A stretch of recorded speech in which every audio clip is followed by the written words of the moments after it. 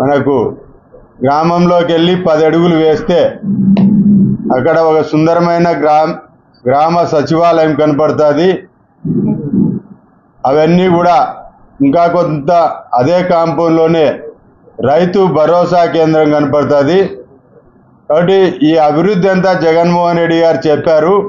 మీరంతా వెళ్ళి ప్రజలకు చెప్పమని చెప్పి వారి కార్యకర్తలకు ఉద్బోధన చేసిన జగన్మోహన్ రెడ్డి గారు ఈ విషయంలో కూడా శుద్ధ అబద్ధం ఆడారు. ఈ సచివాలయ నిర్మాణాల్లో కానీ రైతు భరోసా కేంద్రాల నిర్మాణంలో కానీ పూర్తిగా కేంద్ర ప్రభుత్వ నిధులతోనే వాటిని నిర్మించడం జరిగింది. జగన్మోహన్ రెడ్డి గారు ఇచ్చింది శూన్యం. దాదాపు 90% నిధులు గ్రామీణ ఉపాధి హామీ పథకం ద్వారా ఆ నిర్మాణాలకు వెచ్చించడం జరిగింది. కాబట్టి జగన్మోహన్ రెడ్డి గారు ఏ విధంగా తను ఆ సచివాలయ నిర్మాణాలు చేసినట్టు అంతమంది ప్రజల సమక్షంలో శుద్ధ అబద్ధం ఆడుతున్నాడని చెప్పి నేను ఈ సందర్భంగా తెలియజేయడం జరుగుతుంది. అదేవిధంగా మరొక అబద్ధం ఆడాడు ఆయన. ఆ సచివాలయాల్లో ఒక 10 మంది యువతీ యువకులు కనిపిస్తారు. లోపలికి వెళ్తే వారంతా కూడా తను ఏదో దయాదాక్షిణ్యంతో వారికి ఉద్యోగాలు ఇచ్చినట్టు ఆయన చెప్పడం జరిగింది.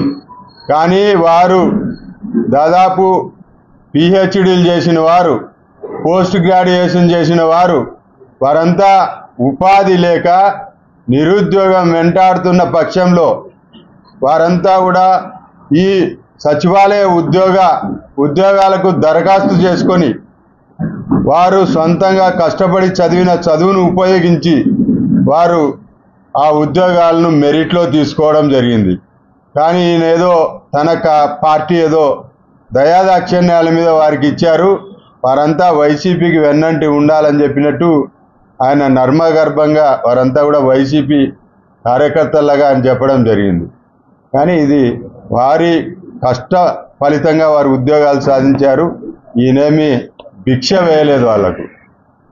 కాబట్టి ముఖ్యమంత్రి గారు ప్రతి విషయము నిన్న చెప్పాడు ఏదో ఆయన చాలా అభివృద్ధి చేశాడని. ఇది శుద్ధ అబద్ధం. ఏదైనా ఈ రాష్ట్రంలో అభివృద్ధి జరిగిందంటే కేవలం కేంద్ర ప్రభుత్వ నిధులతోనే మాత్రమే జరుగుతుందనే విషయం నేను ఈ సందర్భంగా కడప జిల్లా ప్రజలకు చెప్పదలుచుకున్నా.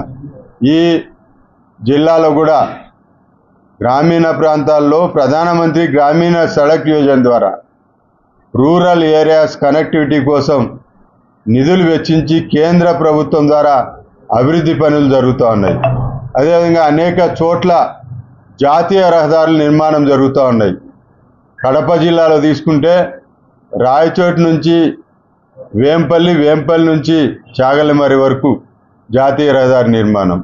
అదేవిధంగా ముద్దనూరు నుంచి జమ్మలమడుగు, జమ్మల నుంచి మైదుకూరు, కృష్ణపట్నం వరకు ఈ జాతీయ రహదారి నిర్మాణం. అదేవిధంగా తాడపత్రి నుంచి ముద్దనూరు జాతీయ రహదారి నిర్మాణం పూర్తవుతూ ఉన్నది. అదేవిధంగా కర్నూలు నుంచి కడప రాయచోటి వరకు 4 లేన్ల రహదారి నిర్మాణం. కాబట్టి ఏదైనా అభివృద్ధి కనపడతా ఉందంటే అది కేవలం కేంద్ర ప్రభుత్వ నిధులతో మాత్రమే జరుగుతుంది. ఇంకా అనేక విషయాల్లో రైతులకు సంబంధించి ఏదైతే ప్రధానమంత్రి ఫసల్ బీమా యోజన ద్వారా ప్రతి సంవత్సరము రైతులకు పెట్టుబడి సాయంగా 4 నెలలకు ఒకసారి 2000 రూపాయలు రైతు అకౌంట్లో నేరుగా ఢిల్లీలో ప్రధానమంత్రి గారు బటన్ నొక్కితే ఒక 10 నిమిషాల కల్లా వారి అకౌంట్లో పడే పరిస్థితి.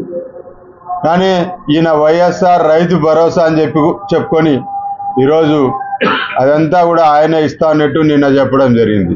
ఇది మరొక శుద్ధ అబద్ధం. అదేవిధంగా ధాన్యం సేకరణ కనీస మద్దతు ధరకు కేంద్ర ప్రభుత్వం ధాన్యం సేకరిస్తుంది, రాష్ట్ర ప్రభుత్వ వాటా 0. ఈరోజు జగన్మోహన్ రెడ్డి గారు చెప్తున్నారు రైతుల అకౌంట్లో నేను ధాన్యం సేకరించి 85,000 కోట్ల రూపాయలు నేను రైతుల అకౌంట్లో వేసానని చెప్పడం జరుగుతోంది. కానీ కనీస మద్దతు ధర 100% కేంద్ర ప్రభుత్వం ఇస్తుంది. ధాన్యం సేకరణకు ట్రాన్స్పోర్టుతో సహా హమాలీ ఛార్జీలతో సహా ఆ బస్తా ఏదైతే ధాన్యం సేకరిస్తారో ఆ గోనె సంచితో సహా ప్రతి పైసా కేంద్రం ఇచ్చే పరిస్థితి అందరికీ తెలుసు. కానీ జగన్మోహన్ రెడ్డి గారు దానికి కూడా నేను రైతుల అకౌంట్లో 85,000 కోట్లు వేస్తా అని చెప్తున్నారు. ఈరోజు కడప జిల్లాలో జమ్మలమడుగు, కమలాపురం, పులివెందుల ప్రాంతాల్లో రబీ సీజన్లో బుడ్డ శనగ సాగు చేస్తారు బెంగాల్ గ్రామ్. దాన్ని కూడా కనీస మద్దతు ధర కేంద్రం సేకరిస్తుంది. అనేక చోట్ల పాయింట్లు పెట్టి అనేక చోట్ల సేకరణ కేంద్రాలు ఏర్పాటు చేసి మార్క్ఫెడ్ ద్వారా నాఫెడ్ సేకరిస్తుంది బెంగాల్ గ్రామ్ కూడా. డైరెక్ట్ రైతుల అకౌంట్లో 21 రోజుల్లోపు డైరెక్ట్ నాఫెడ్ నుంచి రైతు అకౌంట్లోకి డబ్బులు పడతాయి, మెసేజ్ కూడా వస్తుంది. అని ముఖ్యమంత్రి గారు కనీస మద్దతు ధర కూడా నేను 85,000 వరి ధాన్యానికి, ఇంకో 35,000 ఇతర పంటలకు నేను వెచ్చించానని చెప్పడం శుద్ధ అబద్ధం, హాస్యాస్పదం. ప్రధానమంత్రి ఫసల్ బీమా యోజన ద్వారా కేంద్ర ప్రభుత్వ వాటా 50%, రాష్ట్ర ప్రభుత్వ వాటా 50%. అవి కూడా నేనంతా కూడా రైతుల ఖాతాల్లో వేస్తున్నా అని చెప్పడం, ఇవన్నీ కూడా శుద్ధ అబద్ధాలు. ఈరోజు అంగన్వాడీ కేంద్రాల్లో పౌష్టికాహారం కేంద్ర ప్రభుత్వం అందిస్తుంది, కానీ దాన్ని కూడా జగనన్న గోరు ముద్ద, ఇంకో ముద్ద అని చెప్పి ఆయన ప్రచారం చేసుకుంటున్నారు.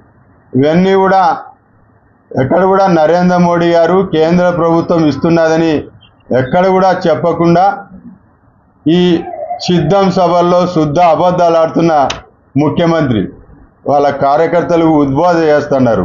మీరు చెప్పండి జగనన్న చేశాడని. ఏంది జగనన్న చేసింది? అబద్ధాలు మాట్లాడడమా?